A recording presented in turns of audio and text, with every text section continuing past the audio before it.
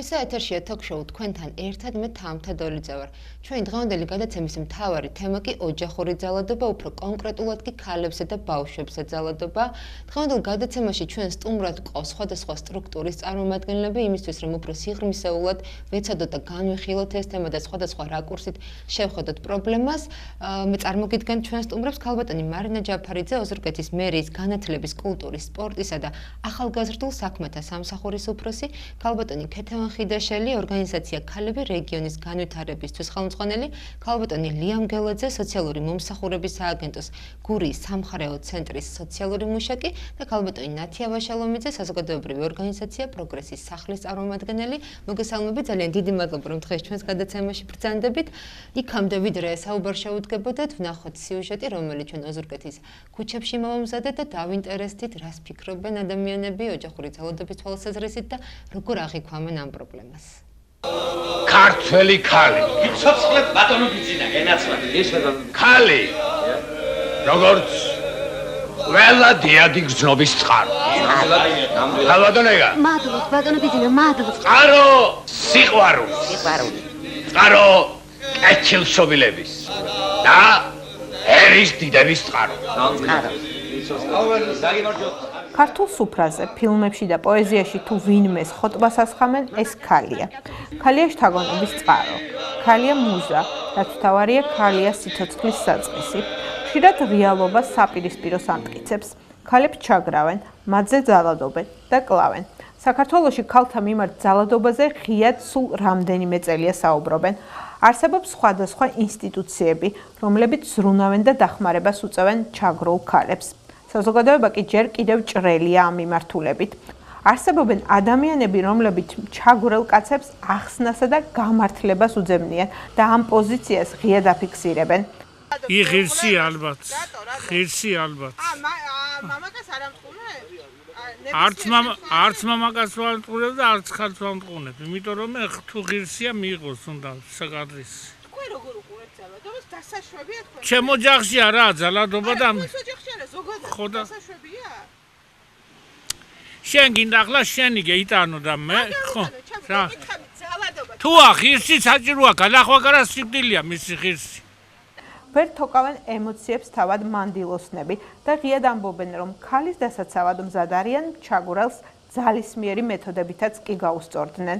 რას მე ვიყავ გავბრაზდები ევიშლი ნევრებს, სადაც დიდი ქვაი შემხდება, ევიღებ და რეკებ თავში. ვის დაიბას ვიწყებ არეშნა. თავად აღმოჩნდები მოძალადე. უმრავლესობა ამბობს, რომ ძალადობის ფაქტს ვერ აიტანს და შეეცდება შეგონებითა და რჩევით ჩაგვრელს არასწორ საქციელზე ხელი ააღებინოს.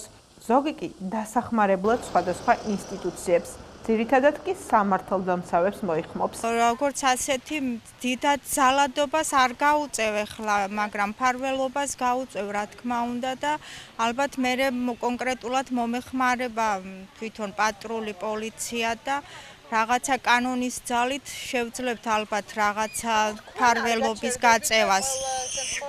დავეხმარები და რეაგირებას გავაკეთებ, რა თქმა უნდა. რეაგირება თქვენი რა იქნება? იტყვით რომ არ არის ეს ჩემი საქმე? არა, ჩაერთვები. ჩაერთვები? კი. რა ფორმით ჩაერთვებით? ნუ ვეთქვი მამაკაც რა გინდათ რომ იმაშვებით მეთქი ხალხს მეთქი. დაუკავშირდეთ რომ 112-ს. დიახ. და უბრალოდ აუხსნით სიტუაციას და გამეიცახებენ მე წავალ ჩემზას. მიუღებელია ჩემთვის, მიუღებელი. და ანუ თქვენი რეაგირება შემთხვევით წაწყდომასთან და შენიშვნის სახით, შენიშვნის რომ ეს არ შეიძლება. ანუ თქვენ სხვადასხვა უწყებების გამოძახება იგივე 112-ის რაღაცა თქვენ არის ამ თემას. ჯობია მე თვითონ შენიშვნა მივსე მაგიდა შესაბამისი ორგანო, რა თქმა უნდა, მაგ თემაზე უფრო იმუშაოს უნდა. მაშინ უნდა დავუკავშირდეთ პოლიციას, რა თქმა უნდა. და მასნათ უნდა მივიღოთ მონაწილეობა. რა თქმა უნდა გვექნება. არა. შემთხვევაში იქნება და რა იქნება და აფერი იქნება. სიტუაციებს იგივე ქუჩაში, იგივე სამეზობლოდ, განათესა. თქვენი რეაგირება რა იქნება? ანუ იტყვით რომ ეს ჩემი საქმე არა რაღაც. არა, არ ვიტყვი. რაცხას რა ვიცი შევხედავ საქმეს სიტუაციას. სანამ იქნები მე და ეგება მეც მომიწიოს იმუშტი და მე დავშეხება ჯობია სანამ პოლიციას უძვა ხო? როგორც ყოველთვის, თავშევიკავებთ ალბათ მეზობლებთან. ესე ხდება. ასე ხდება რომ მე რაღაც დავაშოშმინო და რაღაცა რჩევა მივცე და რაღაც დავამწყნარო მეტი ახლა რა სერვისების შესახებ თუ იცით მაგალითად ამ კუთხით ახლა მაგალითად მე ამ წუთას ხო ახლა მეზობელი თუ არის და ეს ან გინდა ოჯახი ახლა სად დავრეკო და სად ახლა დავრეკო რომ მე იქ ასე ხდება და ასე ნამდვილად მაგას არ გავაკეთებნო თვითონ პირადად ხო ვეცდები რომ მე რაღაცნაირად ჩაველიო და ეს რა ქვია დავამწყნარო და ქალებზე ძალადობენ ქალებს კლავენ ეს ყველაზე შემზარავი ამავდროულად გახშირებული ნიუსია ქართული სინამდვილისთვის და ჯერჯერობით სამწუხარო რეალობა რომლის აღმოსაფხრელად ნაბიჯები წინ იდგმება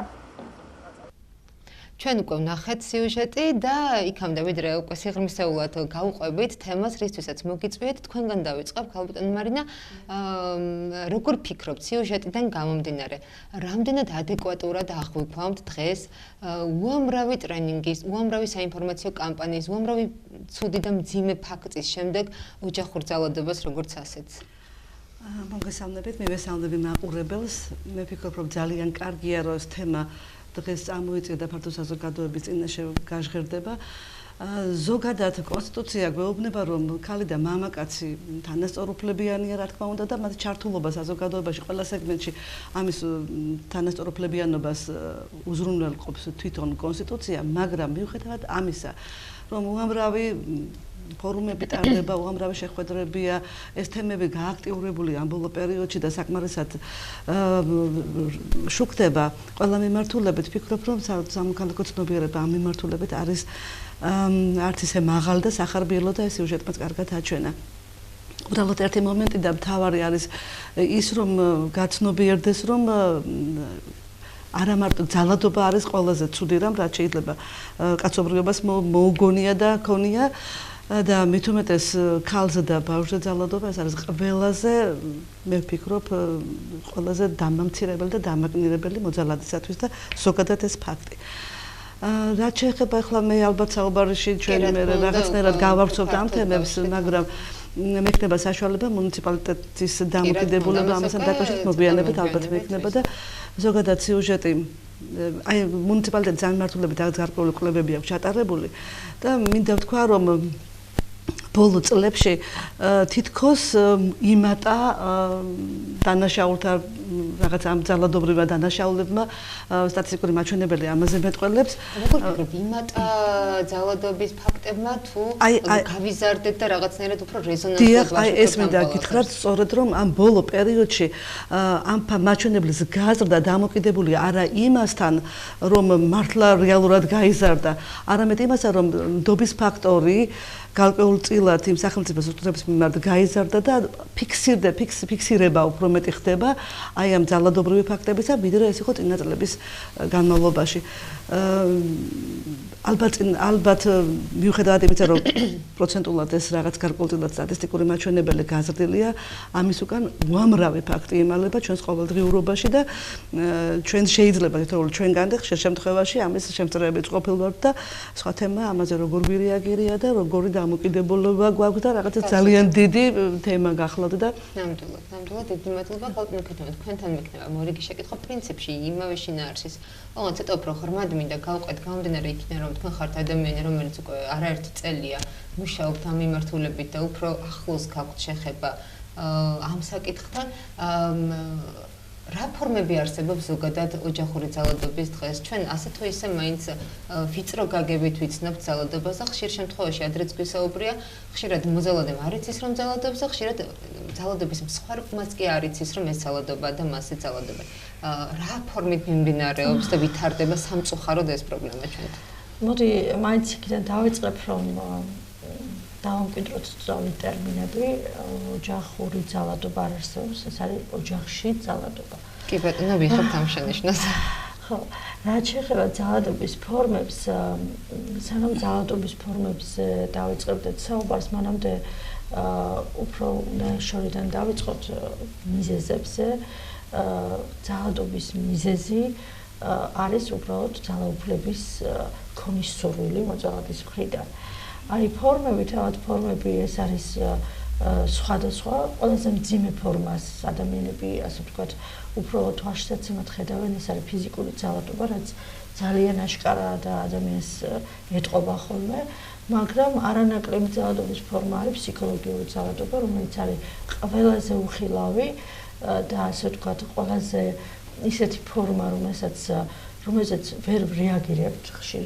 შემთხვევაში და მათ შორის პოლიციაც კი უძლურია, რადგანაც ვიცით, რომ პოლიცია ხშირად ეყრდნობა სწორედ მტკიცებულებებს და ძალიან რთულია მსხვერპლის მოსთხოვო, ზუსტად ამ ფსიქოლოგიური ძალადობის მაიდენტიფიცირებელი საშუალებები ჩაწერა ან რაღაცა გამოიყენოს, რადგანაც ვიცით, რომ თუნდაც ეს მსხვერპლების დიდი ნაწილი ზუსტად ის ყველაზე მოწყვლადი სოციალური ჯგუფის წევრები არიან, რომელსაც ხშირად არც აქვთ ხოლმე ისეთი ტექნიკური საშუალებები, რომ ჩაიწერონ თუნდაც მოძალადის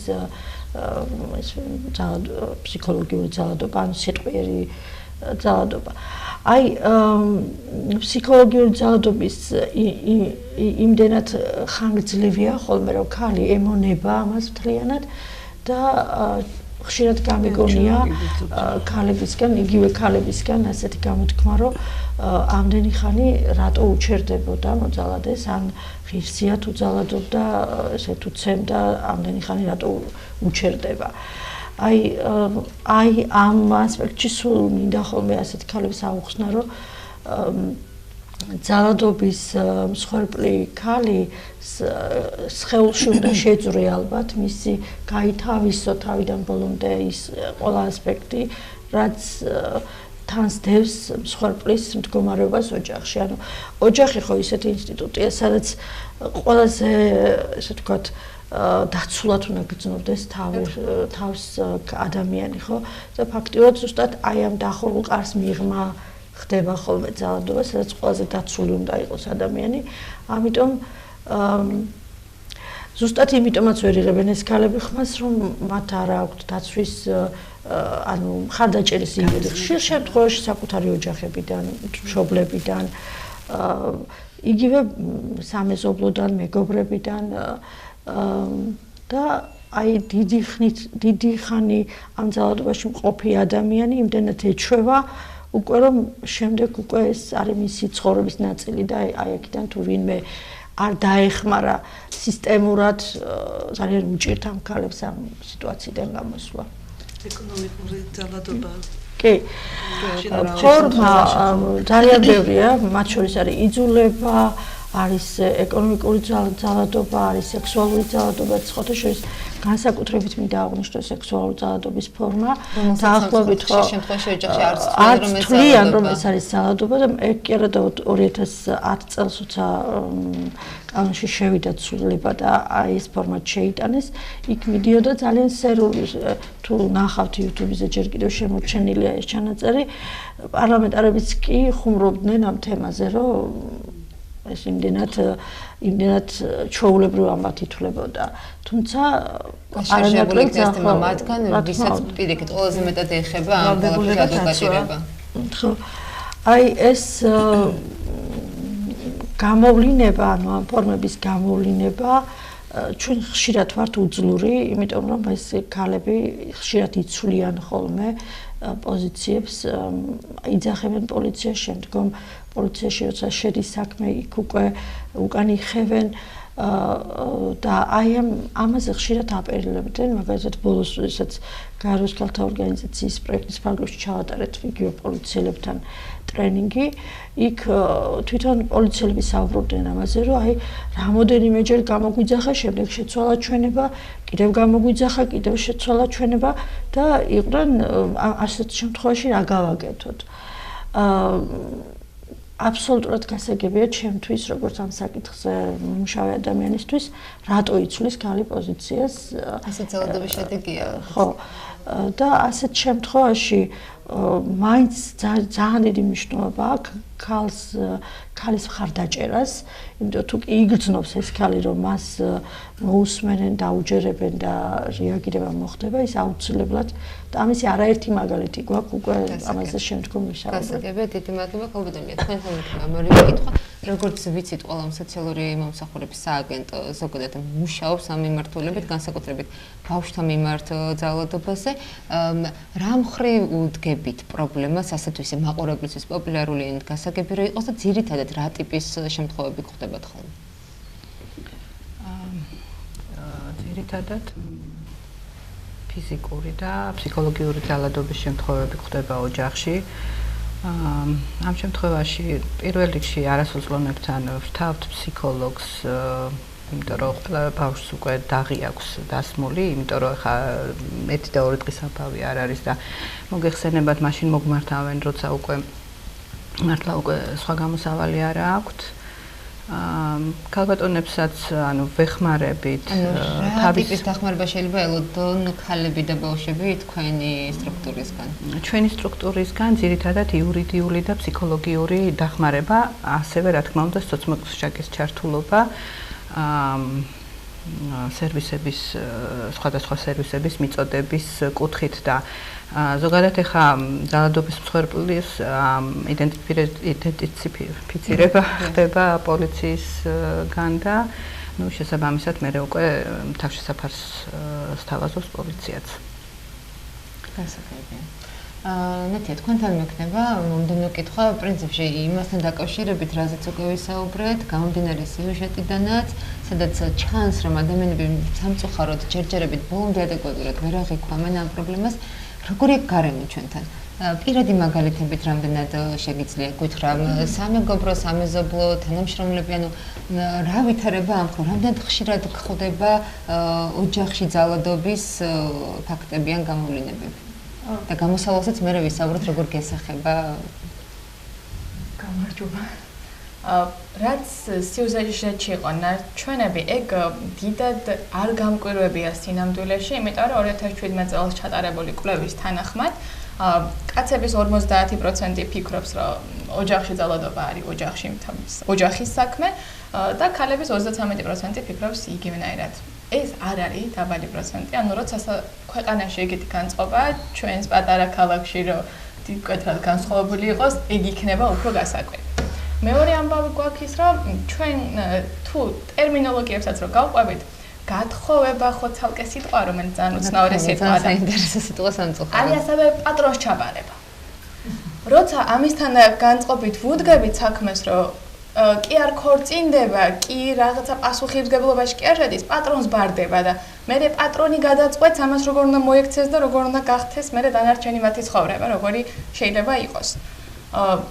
ამიტომ ეგ მეორე თავის არში და ტერმინოლოგიაში უკვე განსაზღვრული გვაქვს, რას უნდა ველოდეთ აქედან. მიხარია რომ ნაკლებად იყენებენ უკვე, თუმცა მაინც არსებობს ეს პატრონს ჩაბარების ამბავი.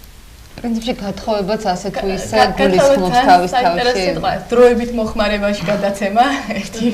ხო, ანუ ესაა ხო ნიფთის დროებით მოხმარებაში გასაგებია ესე იშლება. ახსენე მამაკაცის ქორწინებასაც აქვს ეს სპეციფიკური სიტყვა მოიყვანა, ესეც უკვე ნიშნავს ქალი მეიყვანა. კი. გურიაში ასე ქვია მაგას, რომ ქალი მეიყვანა. ხო, რაც შეეხება ჩვენს ირგვლივ, თუ კარგად დავაკვირდებით, ნამდვილად აღმოვაჩენთ, რომ ეს სტატისტიკები, რომელიც არსებობს, მაგალითად ის, რომ ყველა მესამე ქალი ძალადობის მსხვერპლია მსოფლიოში, ეს ჩვენგან შორს არ არის. რაღაცა თვალსაზრისით ძალიან ბევრი ადამიანი გეცოდინება თქვენ თითოეულ თქვენთაგანს, რომელიც არის შეზღუდული სხვადასხვა თვალსაზრისით.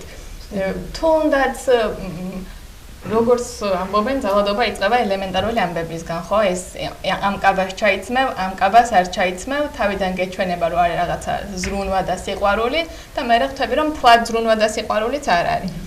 აქედან იწყება და ამას მე თქვენ რო გადახედავთ, თქვენი თვითონაც ბევრს იპოვით. ის რომ შენ არ დაიღალო, არ იმუშავო, ყველაზე ეცეთი რბილი განმარტება, სხვას რო თავი დავანებოთ. დედამ რატომ უნდა იმუშაოს, იმიტომ რომ ბავშვებს უნდა მიხედოს. ბევრია პატარ-პატარა დეტალი, რომელიც თქვათ, ასე ჩვენ არ გვაქვს აღქმული როგორც ძალადობა. ჩვეულებრივი ამბავია, რომ ყველა კაცი ხელშესაწყობია, ამიტომ ის რაღაცეები, რაც მე შეზღუდვები ამას მოსდევს, ითარგმნება, რომ კაცი ხელშესაწყობია და შენ იმიტომ ხარ ქალი, რომ იმას ხელი უნდა შეუწყო. ეს კიდე ცალკე ამბავია ეს ხელი შეწყობის ტერმინი, მაგრამ ანუ ასეა. როგორ ფიქრობ, რამდენად წავედით წინ აი ამ ტერმინებისადმი მიდგომის თვალსაზრისით ზოგადად აღქმის კუთხით როგორ აღვქვამთ რა არის ოჯახში ძალადობა არის თუ არა ეს ძალადობა და ასე შემდეგ ანუ შეიცვალა რამე წლების მანძილზე როცა უამრავი ორგანიზაცია მუშაობს და ბოლოს დრო და ცხოვრება იცვლება თანდათან პირველი ამბავი რაც არის რომ ყველა საზოგადოებრივი ძალიან ბევრი საზოგადოებრივი ორგანიზაციის თანამშრომელი არის ამ წნეხის ქვეშ თქვენ ფულს იღებთ და არაფერს არ აკეთებთ. ლაპარაკში იღებთ ფულს. აღმოჩნდა რომ ამ ლაპარაკში სერიოზული წინსვლა გვაქვს თუნდაც ამ თვალსაზრისით, იმიტომ რომ თუნდაც 5 წლის წინ ასე მტკივნეული არ იყო ქალების მიმართ ძალადობა არ იყო ასეთი მნიშვნელოვანი და საერთოდ არაფერს არ ვამბობ სექსუალურ ძალადობაზე, იმიტომ რომ ეგ საერთოდ არ იყო. მაგის იხსენებაც არ შეიძლებოდა, იმიტომ რომ ეგ წეგან გამოსდა ნათია საუბრობდა გათხოვებაზე და ეს ტერმინი თვიში ამომიტივდა მაშინვე აი ნაადრევი ქორწინება ეს არის დიდი უბედურება ჩვენი საზოგადოების მიუხედავად იმისა რომ ცივილიზაცია რაღაც ტენდენციები არსებობდა ტრადიციები არსებობს მე ტრადიციების წინააღმდეგი არ ვარ ეს რასაც ჯანსაღი ტრადიცია ქვია მაგრამ არის ტრადიციები რომელიც სკოლის სასწავლო აი ჩვენს საზოგადოებაში და ჩვენს მუნიციპალიტეტში არსებობს შემთხვევები, როდესაც სკოლიდან 13-14 წლის გოგონას დაუკითხავთ მისი ნების გარეშე, მისი სრულის გარეშე, წყვეტენ ოჯახს, ვიღაცები იღებენ გადაწყვეტილებას და ათხოვებენ რაღაც ოჯახის შექმნის მიზნით, რაღაცა მე ვფიქრობ ეს არის საშინელი ტრაგედია. საშინელება არის და ძალიან სასიამოვნო რომ თანდათან ეს რიცხვი მცირდება მე მახსოვს წინა წლეულებში ბუმი იყო ამ ყველაფრის. ერთი რამე მინდა ვთქვა რომ მაგალითად ბოლო 3 წლის განმავლობაში ძალიან დაახლოებით და 40-მდე ქალი იქნა მოკლული და დაისვა სხვათაშორის ეს კითხვა თუ რას უკავშირდება ეს ამდენი ქალთა მიმართ ძალადობა ეს უბრალოდ გაშუქებანი იმატა თუ უბრალოდ მოიმატა დანაშაულებათა რიცხვმა.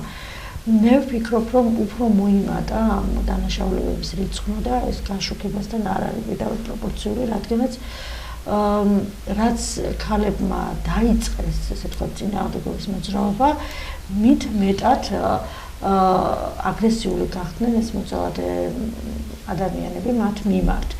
და ერთი პატარა მაგალითი მინდა მოგიყვანოთ ამისი ძალიან კარგი კინოდოკუმენტალისტი ყავს ლია ჯაყელი, რომელიც დაახლოებით 10-15 წლის უკან იღებდა ფილმს აზერბაიჯანულ სოფელში ქალთა მიმართ ძალადობაზე და როცა გავიდა საველის სამუშაოებზე აღმოჩნდა ძალიან ბევრს ცდილობდნენ რომ რაღაცა ერთი რესპონდენტი მაინც ეპოვათ ვინც ამაზე ისაუბრებდა ან რაღაცას გადაიღებდნენ მაგრამ იქ ორნი იყვნენ წასულები ერთ-ერთი ჩვენი დონორი ქალბატონი მარინა თამუკაშვილი და მარინამ თქვა ესეთი რამ რომ აქ ისეთი მორჩილებაა რომ აქ ძალადობის ფაქტებს ვერ ვიპოვითო ანუ როდესაც მორჩილება გვაქვს აბსოლუტური ხო როცა აბსოლუტური მორჩილება იქ შესაბამისად არც ძალადობა არ არის აი ესეთი ფორმით ფიზიკური ძალადობის ფორმით რადგანაც საწინააღმდეგოც არაფერი არ არის ხო აბსოლუტური მორჩილება მეორე მხარეს და განებებულები არიან მეტ შეგუებულები ეს ქალები როგორც კი დაიწყო ასე თქვა ესეთი მოძრაობა ანუ მე გაიგეს ქალებმა უფლებების შესახებ და დაიწყო ამის წინააღმდეგ გამოვიდა ქალი და უკვე აღარ მოუნდა ამ მორჩილებაში ყოფა აი იქიდან დაიწყო ეს ქალთა მკვლელობები იმიტომ რომ მოძალადისთვის წარმოუდგენელი იყო როგორ შეიძლებოდა სხვათვის ხმა ამოლიღო და არ გაეპროტესტებინა თუმცა ეს მე ვფიქრობ რაღაც დროებითი ტალღა იყო და რაღაცნაირად შეჩერდა კიდევაც ეს ქალთა მკვლელობები და ძალიან კაცრდება კანონი ახლა კიდევ უფრო ვიდრე დღეს გვაქვს თუ აკი ცოტა მოგვიანებით მინდა რომ გკითხოთ უკვე ქალბატონი მარინა თქვენთან მექნა მომდევნო კითხვა როგორც ვიცი ოზურგეთის მერია ადგილობრივი თვითმმართველობა ზოგადად წლების მანძილზე მუშაობდა გენდერის თვალსაზრისით რა შედეგები გვაქვს უკვე დღეისთვის და რა მიმართულებით მუშაობთ დღეს თვითმმართველობის მხრიდან დიახან ამ საქმეში წვლილი შეტანით ან მდგომარეობის გაუმჯობესების თვალსაზრისით მე მინდა ვთქვა და ყოველთვის ყველა შეხვედრაზე და ყველა ფორუმზე ამას ხმამაღლა ვაჟღერებ რომ ოზურგეთის მუნიციპალიტეტი ჯერ კიდევ 5 წლის წინ იყო ის მუნიციპალიტეტი სადაც აღმასრულებელ რგოლში, მაშინ როდესაც არ არსებობდა თვითმმართველობებში და უბრალოდ თვითმმართველობის წარმომადგენლობით ორგანოში გენდერული თანასწორობის საბჭოები, რომელიც გასულ წელს შეიქმნა 2017 წლიდან, მაგრამ იყო ოზურგეთის მუნიციპალიტეტი, რომელსაც აღმასრულებელ რგოლში ჰქონდა სამსახური გენდერული თანასწორობის სამსახური, რომელსაც ერთ-ერთ სეგმენტად, ანუ ერთ-ერთ განყოფილებად იყო გენდერული თანასწორობის განყოფილება და ამ განყოფილებამ ვფიქრობ, რომ ძალიან ბევრი სასიკეთო რამ გააკეთა, თუნდაც ის რომ პირველი გენდერული ბიუჯეტირება, რომელიც ჩვენს რაიონში იმ პერიოდისათვის იყო ძალიან უცხოელი და ამ პრეზის მფლობელი, რომელიც შვედეთის მთავრობამ და პარლამენტმა დააწესა, არის ოზურგეთის მუნიციპალიტეტი, დღემდე რჩება ერთადერთ მუნიციპალიტეტად. ვფიქრობ, ეს ძალიან საამაყოა და ვეთქვით ახლა განმარტებას, რომ გენდერული ბიუჯეტირება ნიშნავს იმას, რომ მაქსიმალურად ის სიკეთე, აი გენდერული მეინსტრიმინგის ესეთი ტერმინი. ანუ ეს არის ის ძირითადი ხაზი, რომელიც გამჭოლ ხაზად მიყვება მთელ ბიუჯეტს, რომელიც გულისხმობს ქალისა და მამაკაცის ჩართულობას, თანაბარ ჩართულობას ამ ბიუჯეტის კეთების დროს და პარალელურ რეჟიმში ყველა სეგმენტის საზოგადოების ყველა მოწყვლადი ჯგუფისათვის გარკვეული ინტერესების დაცვას. ანუ ბიუჯეტი უკაცრავად მაქსიმალურად უნდა იყოს ორიენტირებული, რაც შეიძლება მეტ მოწყვლად ჯგუფს, მეტ ადამიანს შეხვდეს სიკეთე. რა თქმა უნდა, ჩვენ შორს ავართ იმისაგან, რომ ეს სრულყოფილი ბიუჯეტია, მაგრამ მე ვფიქრობ, რომ დიახ, მაგრამ მე ვფიქრობ, რომ მიღწევა არის წლების შემდეგ ჩვენთან ის, რომ დღეს ჩვენ ბიუჯეტში გვაქვს გენდერული მიმართულებით გარკვეულად აკუმულირებული თანხა. კონკრეტულად აი მაგალითად, ახლა 2 დღის წინ ჩვენ მაგალითად უკვე შევძელით, რომ დაგვეფინანსებინა ქალბატონი მსხვერპლი და თანხა შეიძლება არ არის დიდი 2018 წლის ბიუჯეტში, მაგრამ თანხა არის, რომელიც გულისხმობს მსხვერპლის სტატუსის მქონე ქალბატონებისათვის ერთჯერად დახმარებას. ამას შეიძლება მოხდნენ ქალბატონები, რომლებიც დაბრუნდნენ უკვე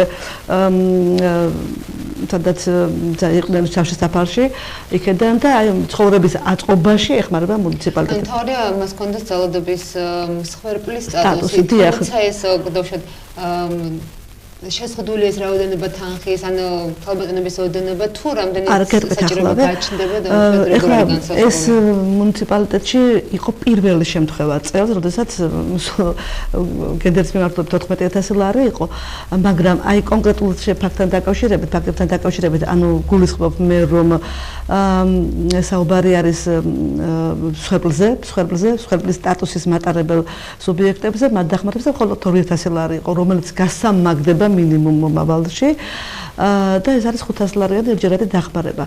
ეხლა ბარემ მივაბამ ამ თემას და გეტყვით, რომ მუნიციპალური სერვისი ამ მიმართულებით, რამდენიმე მიმართულებით შეიძლება გაიშალოს. პირველი ის, რომ წლის ბოლოს იგეგმება უკვე ქალთა ოთახის პარტია გამოყოფილია და არის ბევრი რაღაც ტექნიკური აღჭურვილობა, მასალები არის, ბიბლიოთეკა არსებობს და ალბათ წლის ბოლოსთვის უკვე დასრულდება მერსიკორსთან ერთად ქალთა ოთახის მობილიზება და ეს სერვისის მიწოდება, რომელიც გულისხმობს იმას, რომ რაც შეიძლება მეტ ქალბატონს ჰქონდა წვდომა მუნიციპალიტეტში, რა თქმა უნდა, ეს უფასო სერვისი იქნება, რომელთანაც ჩვენ სამსახურის თანამშრომლები ითანამშრომლებენ ამ პირველ ეტაპზე, მათ გაეწევათ კონსულტაციები, მათ ექნებათ იმის საშუალება ინტერნეტთან წვდომა ჰქონდეთ, მიიღონ ინფორმაციები, რა პროექტები ხორციელდება და მათი ჩართულობა ამ კუთხით გაეზარდოს. რაც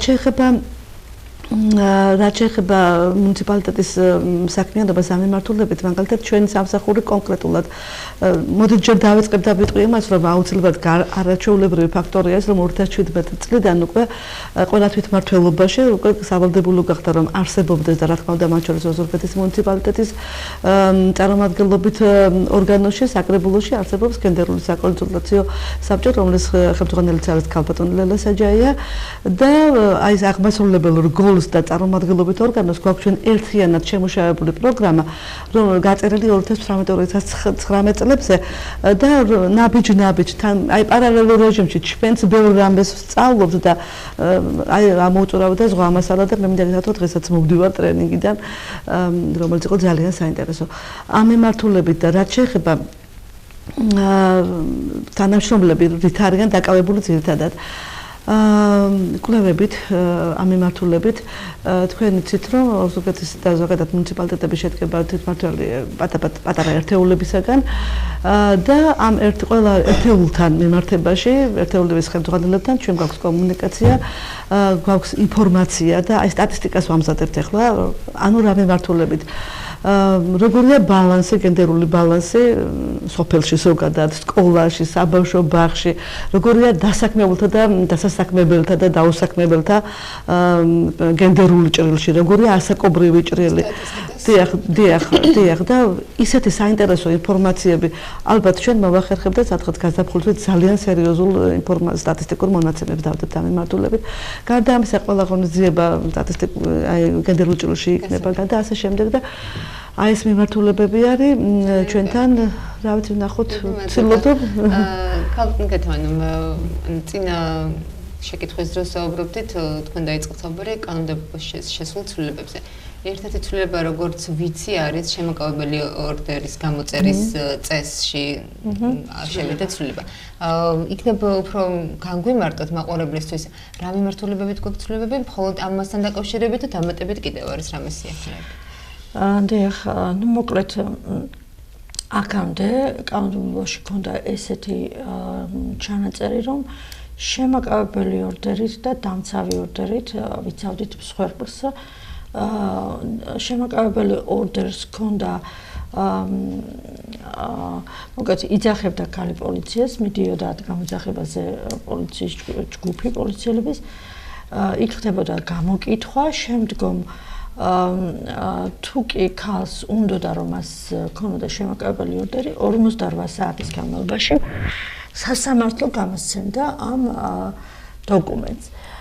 რაც საკმაოდ დისკომფორტს უქმნიდა იგივე პოლიციელებს, მაგალითად, იმიტომ რომ ჩვენ ვიცით რომ პოლიციელი როცა გადის გამოძახებაზე, მას აქვს სამუშაო დრო და ეს დრო ხშირად შეზღუდული იყო მისთვის, იმიტომ რომ ხშირად თავად პოლიციასაც ეზარებოდა დაახლოებით ამ საქმესთვის ედევნა ამდენი ხანი და ამიტომ იქვე დაელაპარაკებოდა მსხვერპლს, რომ მოდი შენ მეუღლეს ახლა რაღაცას დავაწერინებ, იქ რაღაც დააწერინებ და ახსნა განმარტებით ბარაც, რომელსაც არანაირი იურიდიული ძალა არ ჰქონდა. შემაკავებელ ორდერსაც კი არა აქვს ხოლმე ჩვენ ნახეთ ქალები, როცა შემაკავებელი ორდერი ჰქონდათ ხელში და ესეთ ქალები მოკლეს. ამიტომ ეს კანონი შეიცვალა და ეხლა უკვე უბნის ინსპექტორს ადგილზე გამოძახების შემთხვევაში აქვს უფლებამოსილება თვითონ დაწეროს შემაკავებელი ორდერი. აუცილებელია ამ დროს მოხდეს, ესეც შეიცვალა კანონში, რომ განცალკევებით მოხდეს მსხვერპლისა და მოძალადის გამოკითხვა.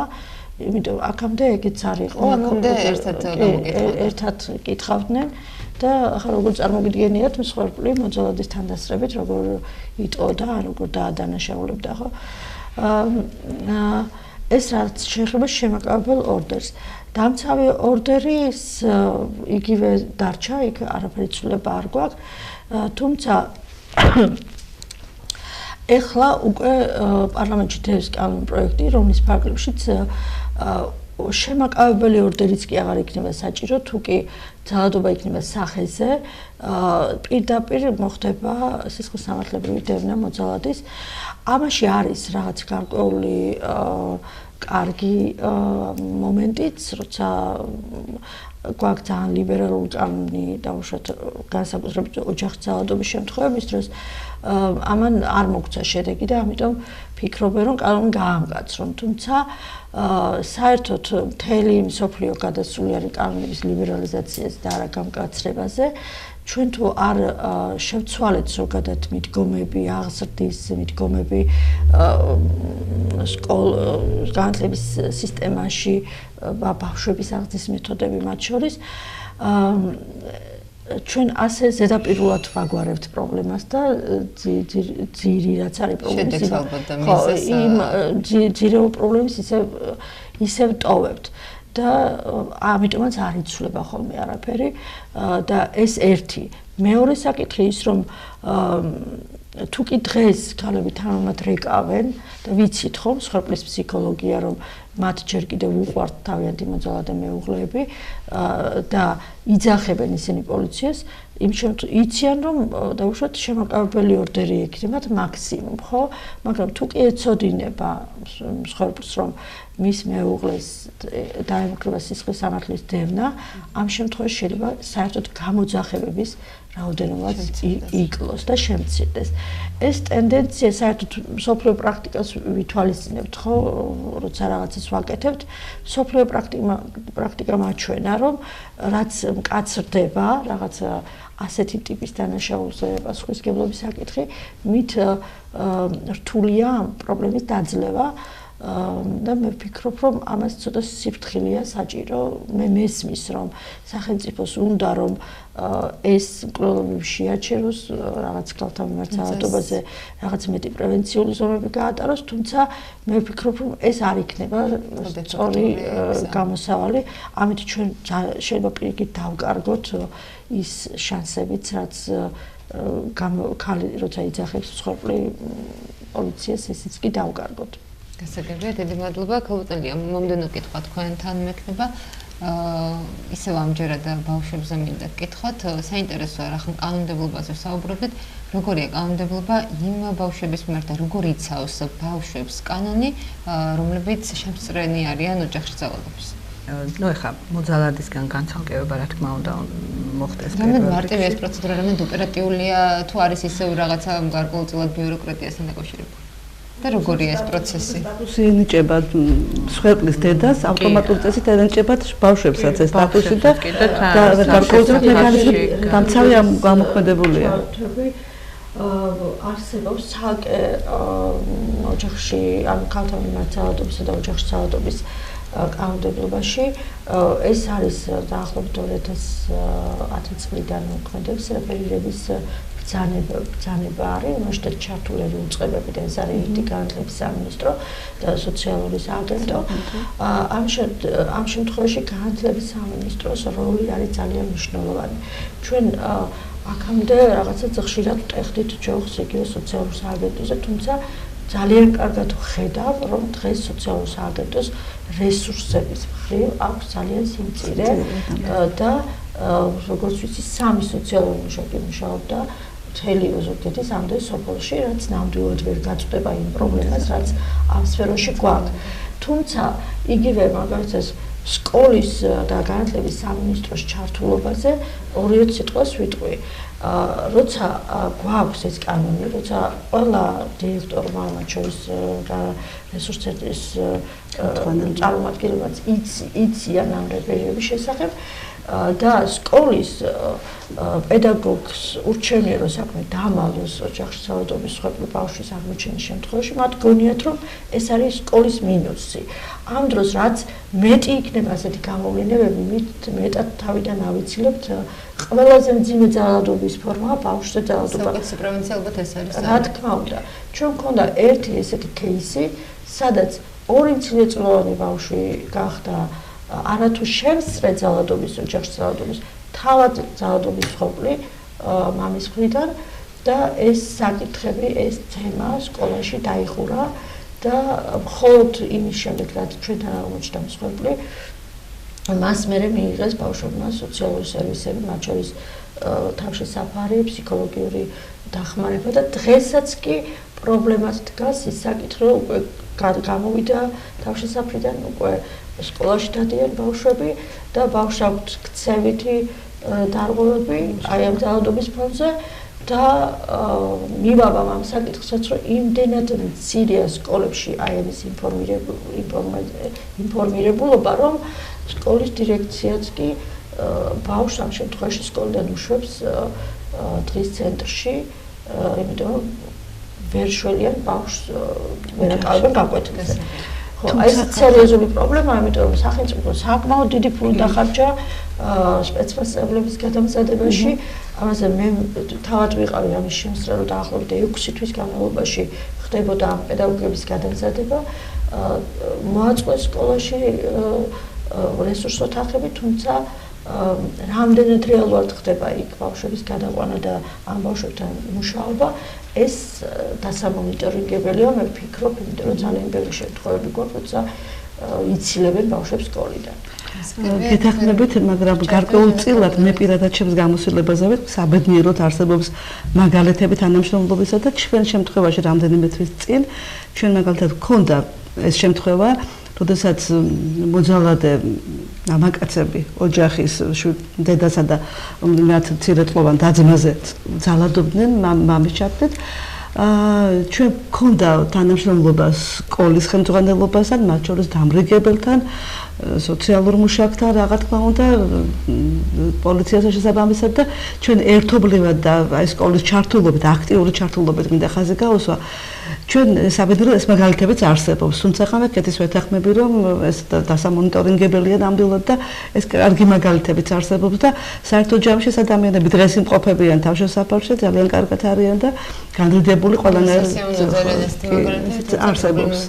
შეიძლება არაბეული მაგრამ მინდა თქვენს ვკითხოთ, ქალბატონები საუბრობდნენ განათლების სისტემაზე, სკოლაზე, ამ რგოლების კოორდინაცია როგორია? როგორ თანამშრომლობთ, რა ხარვეზებს ხედავთ, რას ისურვებდით, რომ გამოსავალი მოვიძიოთ უფრო ოპერატიულად და სწრაფად ინტერესების სასარგებლოდ მსხვერპლს? განათლების სისტემასთან დაკავშირებით მინდა გითხრათ, რომ იგივე რესურს ოთახი და სპეცმასწავლებლები სამწუხაროდ არამხოლოდ ძალადობის მსხვერპლი არამხოლოდ კი არა პრაქტიკულად მუშაობენ სპეციალურ საგანმანათლებლო საჭიროების მქონე ბავშვებისზე გათვლილია და გამოყოფილი აქ ეხა მსხვერპლ ბავშვებთან ნაკლებად რომ ხო მაგრამ აი მე განათლების სისტემასთან დაკავშირებით ნამდვილად მაქვს პრეტენზია რომ მეტი დაკვირვება უნდა ბავშვებზე არის ჩამონათვალი კრიტერიუმები რითიც შეიძლება გამოავლინო ბავშვის ხასიათიდან გამომდინარე, ხო იდენტიფიცირება გაუკეთო ბავშვს არის თუ არა ის მსხვერპლი, არ არის აუცილებელი რომ ფიზიკური ნიშნები კონდეს, ზოგადად არის მოკლედ რაღაცა კრიტერიუმები, რითიც ჩანს რომ ბავშვი კი რაღაცა, ანუ ფსიქოლოგიური ძალადობის მსხვერპლია და ან ზოგადად რა ვიცი, ნებისმიერი სახის და სამართალდამცავებთან უფრო ვიტყოდი რომ ძალიან კარგად თანამშრომლობთ, ძალიან მაყოფილი ვართ მაქსიმალურად გვიდგანან მხარში თავიანთ რა თქმა უნდა თავიანთი უპირობოსლებიდან გამომდინარე და ერთობლივად მაინც რაღაცა გამოგვდის თუმცა კიდევ ვიმეორებ რომ აი ცოტა აი რეფერირების სფეროში შემავალი სფეროებიდან განათლების უფრო მეტ ვისურვებდი რომ განათლების სისტემა უფრო ყოფილიყო მობილიზებული რა გამოგვდის პრინციპში ეს კითხვა მექნება როგორც მოქალაქე, როგორც ქალი, როგორც ადამიანი, რომელიც უყურებ ზოგადად ამ პროცესებს, რაც ვითარდება, იხარჯება საკმაოდ დიდი რაოდენობის თანხა, სხვადასხვა მიმართულებით, როგორ ფიქრობთ, რამდენად საკმარისი ეს ყველაფერი, რამდენად სწორი მიმართულებით მივდივართ, როცა ამ პრობლემების მოგვარებაზე საუბრობთ, დამატებით ერთი კითხვა, რომელიც უკვე დავასრულებთ გადაცემასა დანარჩენ ჩვენ სტუმრებსაც ვკითხავთ, რაშია გამოსავალი, როგორ გონიათ, ცოტა რიტორიკული კითხვაა მესმის, მაგრამ მაქსიმალურად პრაქტიკულად რამდენად შეიძლება ვისაუბროთ ამაზე. იქიდან უნდა დავიწყოთ, რომ მიუხედავად იმისა, რომ ქალთა მიმართ ძალადობის თვალსაზრისით საქართველოში მძიმე მდგომარეობა, ეს არ არის მარტო ჩვენი ქვეყნის პრობლემა. ანუ მთელი მსოფლიოს პრობლემაა და მთელი მსოფლიოს მასშტაბით გონი ვთქვი და გომეორებ 35%-ია ქალების რაოდენობა, რომლებიც არის ყოფილან ან არიან სხვადასხვა ტიპის ძალადობის მსხვერპლი. ანუ ეს ჩვენი ქვეყნის პრობლემა ცალსახად და მარტო არ არის, თუმცა იმ რეიტინგიდან თუ ინდექსიდან თუ როგორც ქვია, გამომდინარე საკმაოდ ცუდად გვაქვს საქმე. ამაში მონაწილეობას თუ ამაში მნიშვნელოვანი წილი აქვს ჩვენს კულტურულ განწყობებს, ჩვენი ტრადიციებს, წესებს, რომელიც ჩვენს ირგვლივ ის რომ ამ თვალსაზრისით ფული იხარჯება, ეს არის ძალიან მნიშვნელოვანი. მე თქვი და ვიმეორებ, რომ აშკარად გვაქვს უკეთესობა და წინსვლა. მართალია 64-მდე ძალიან ბევრი გვაქვს გასავლელი, მაგრამ ნამდვილად უკეთ შესამჩნევია მხოლოდ ისიც რომ ვთქვათ, რომ კანონმდებლობა ცდილობს, რომ დაეწიოს ამ ჩვენს გამოწვევებს და პრობლემებს, ეგეც ძალიან დიდი დახმარებაა. ჩვენ მეც იმის იმედი მაქვს, რომ ნელ-ნელა ვისწავლით თითოეული ჩვენთაგანი, როგორ უნდა მოვიქცეთ ეგეთ დროს. საერთოდაც ამბობენ რომ იდენტიფიკაცია ძალადობის თვითონ ცხოვრების მიერ არის ყველაზე რთული პირველი რთული ეტაპი. ის რომ ჩამოყალიბდე რომ შენ ხარ ძალადობის მსხვერპლი, ეს არის ერთ-ერთი ყველაზე რთული. მერე იმისი გადაწყვეტა რომ როგორ შეიძლება მოიქცეს შენ, ეს არის ცალკე ამბავი, იმიტომ რომ ძალიან ბევრი ტვირთი გვაქვს თითოეულ ადამიანს, ხო, ქალებს განსაკუთრებით, მაგრამ ამ შემთხვევაში როცა გადაწყვეტილება რადიკალური უნდა მიიღო, შენ ძალიან ბევრი ამბავი, ძალიან ბევრი დეტალი გახსენდება, რომელიც არის გასათვალისწინებელი. ამიტომ ეს კიდევ უფრო ამძიმებს შენი გადაწყვეტილების სიმძიმეს, თუ როგორსაა, მნიშვნელობას და უფრო გიჭირს გადაწყვეტილების მიღება. მარტო ის არ არის, რომ თქვა, რომ ხო, ხშირადაა ხოლმე, რომ ეს მსხვერპლია და წამოვიდეს, ეგ კიდე ცალკე რთული ნაწილია, იმიტომ რომ გიყვარს ის ადამიანი, ხო? არ მომიდგენია. ჯერ კიდევ განაცხოვრება გინდა. ცოტა შემთხვევები გვაქვს გარიგებით და ხათრით გათხოვებით, მაინც საკუთარი ნებით ქორწინდებით, ხო, ამ ბოლო პერიოდში.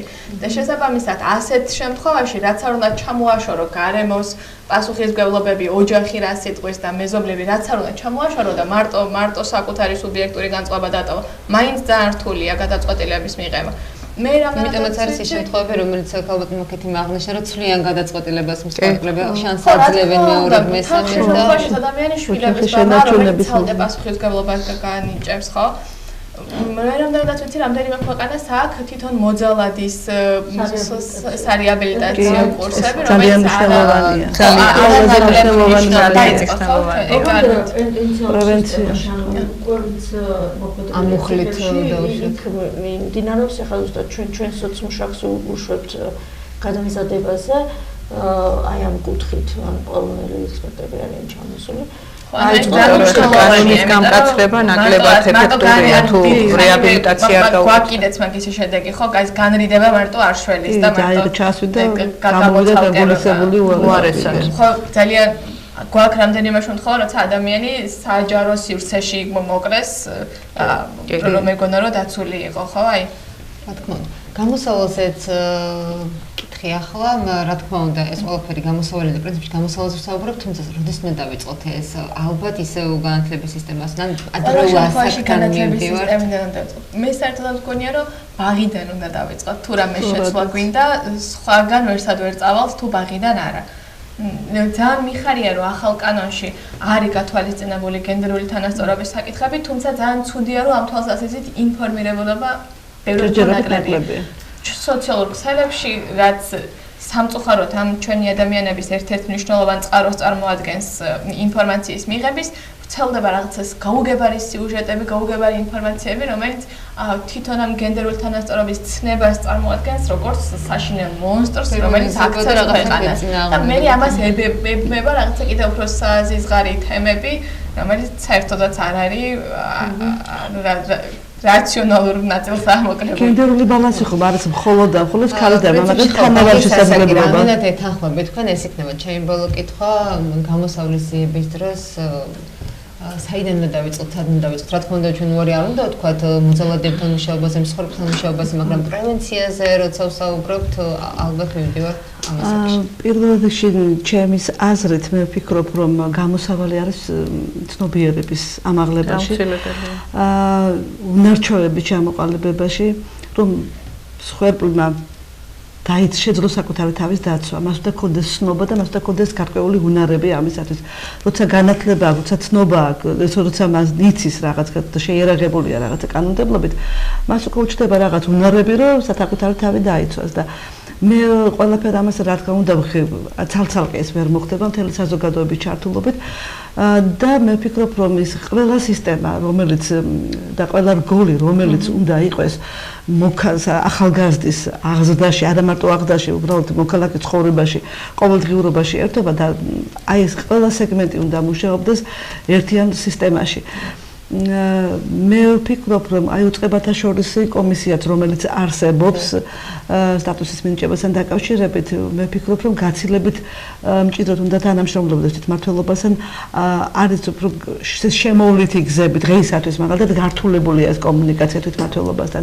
ეს არის ცალსახად მნიშვნელოვანი, იმიტომ რომ ჩვენ უკავშირდებით გამტარ ორგანიზაციებს და აი ამ კი მართალი 2017 წლის 12 ივნისის ბრძანებულებით, განკარგულებით უკვე ხდება გაცილებით მარტივად ამ მინიჭება სტატუსის, მაგრამ ჩვენც არა ვართ დღეს არც თვითმმართველობა მზად სრულყოფილად იმისათვის, რომ ამ ხელა პასუხისგებლობა მარტო ავიღოთ თავზე. ამიტომ ეს კომუნიკაციები აი ამ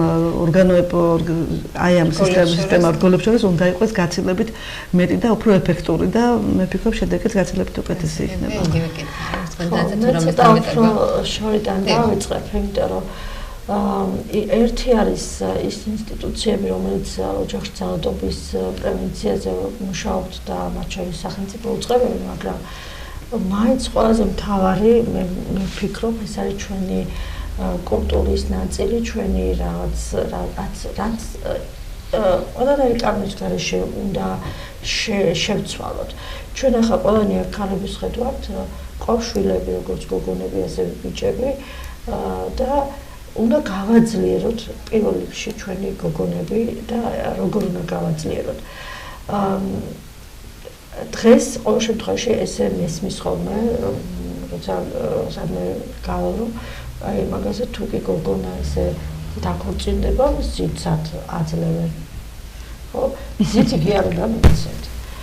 მას უნდა მივცეთ განათლება პირველ რიგში, უნდა მივცეთ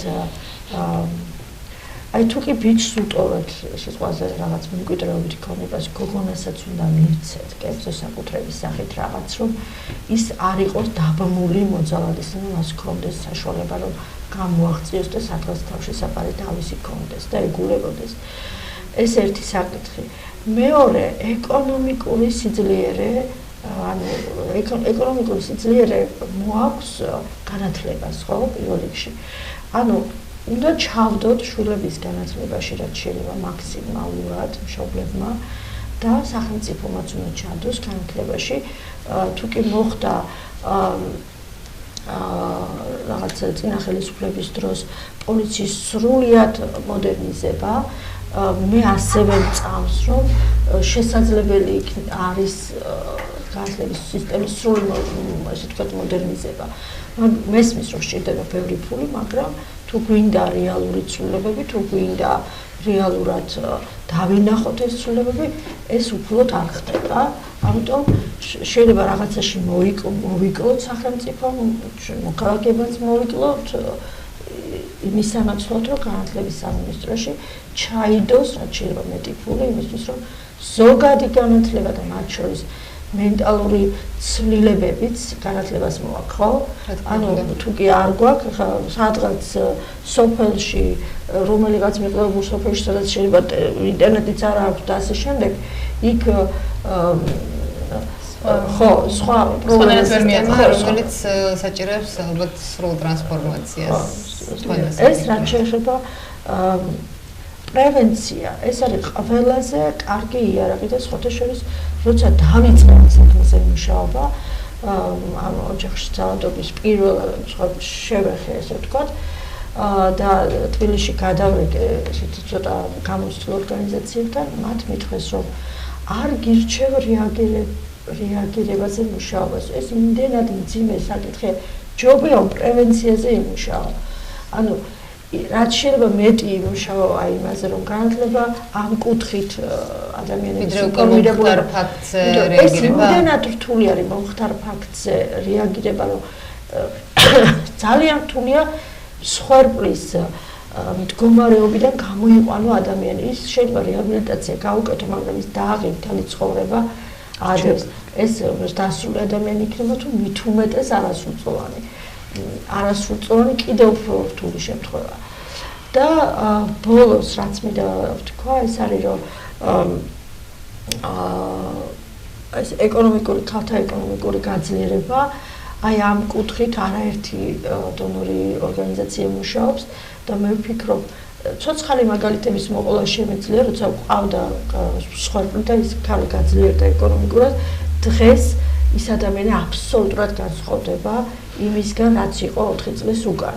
ამიტომ მე ვფიქრობ, რომ თუ გვინდა ზოგადად რომ ძალადობა თავიდან ავირიდოთ, უნდა გვყავდეს ინფორმირებული, ძლიერი, შემდგარი ქალები და ამას უნდა შევუწყოთ ხელი და არა იმას, რომ ვიმუშაოთ, როგორ დავსაჯოთ მოძალადე, როგორ გავუსწორდეთ და როგორ ასე ვთქვათ, დავამძიმოთ ეს ისედაც მძიმე კანონები და ამ საკითხში ზოგადად მსოფლიოში შეთანხმებული, რომ მოძალადის ქცევითი კორექცია არის ძალიან რთული პროცესი, რომ ადამიანი რომელიც ჩამოყალიბებულია უკვე ესეთ ფსიქოტიპად, იმისი ცვლილება არის ძალიან რთული, თუმცა შეუძლებელი არ არის. თუმცა პრინციპში კიდევ ერთი მომენტი რომ განსაკუთრებული როლი ამ ქალთა მიმართ ძალადობაში მაინც დაძლევაში, ყოველ შემთხვევაში პრევენციაზე აღარ ვსაუბრობ, აი რეაგირებაში ზუსტად იმ უწყებებს აქვს, რომელსაც კანონმდებლობით ვალდებულებაში, ზოგს უფრო მასობაში უწერიათ, რომ უნდა რეაგირებდნენ სწორად. რაც შეეხება ყველაზე დიდი პრობლემა და რატომაც წამოვიწყეთ ზოგადად ეს პროექტი, რომელიც ხორციელდება გაეროს ქალთა ორგანიზაციის მიერ ფინანსური მხარდაჭერით, ეს არის ერთად დავძლიოთ ქალთა მიმართ ძალადობა საქართველოში. რა გახდა ამ პროექტის ინსპირაცია? ეს იყო, რომ ზუსტად ის უწყებები, რომელსაც გვევალება, ასე ვთქვათ, მათ შორის ჩვენ ორგანიზაცияსაც მოვიაზრებ, რომ კოორდინირებულად არ მუშაობთ. აი ამ საკითხს უნდა ზუსტად აი ამ უწყებების კოორდინირებული მუშაობა და შეთანხმებული მუშაობა. ძალიან გული წყდება, რომ დღეს პოლიცია ჩვენთან ისად არ არის, იმიტომ რომ ზუსტად მათი ერთ-ერთი ძირეული როლიც არის აი ამ პროცესში და მნიშვნელოვანი როლი და ვფიქრობ, რომ ეს კანონმდებლობა თუ კი მაინც ისე წავიდა გამკაცრებისკენ, ვფიქრობ, რომ ეს ქალები არ დაგვიფრთხენ ამის გამო, რომ საერთოდ უარი არ თქვან. აი მამაკაცები არ გახდნენ უფრო აგრესიულები. იმედი ეს არ მოხდება და იმედია მართლაც პოლიტიკა ამ მიმართულებით წავა პრევენციისკენ. ძალიან დიდი მადლობა, რომ ჩვენი გადაცემის სტუმრები ბრძანდებოდით. მაყურებელს შევახსენებ, რომ გახდათ ქალბატონები მარინა ჯაფარიძე, ოზურგეთის მუნიციპალიტეტის მერის განათლების, კულტურის, სპორტისა და ახალგაზრდულ საქმეთა სამსახურის ხელმძღვანელი, ქალბატონი ქეთევან ხიდაშელი, საზოგადოებრივი ორგანიზაცია ქალები რეგიონის განვითარებისთვის ხელმძღვანელი, ქალბატონი ლიამ გელაძე, სოციალური მომსახურების სააგენტოს გურიის სამხარეო ცენტრის სოციალური მუშაკი და ქალბატონი ნათია ვაშალომიძე, საზოგადოებრივი ორგანიზაცია პროგრესის სახლის წარმომადგენელი. კიდევ ერთხელ ძალიან დიდი მადლობა თითოეულთგან და მაყურებელთა შეხვედრები კარგად ბრძანდებოდეთ.